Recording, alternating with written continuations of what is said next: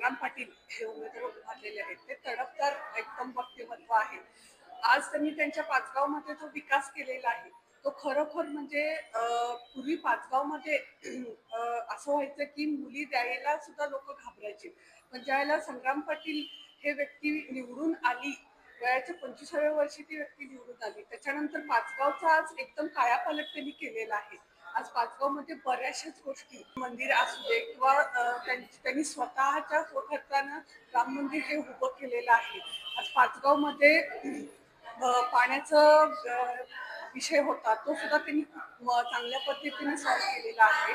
आणि आज लोकांनी त्यांच्यावर परत एकदा विश्वास टाकून त्यांच्या मिसेस प्रियांका पाटील यांनाही निवडून आणलेलं आहे. खरोखर आज पाचगावमध्ये त्यांचं खूप चांगलं कार्य आहे.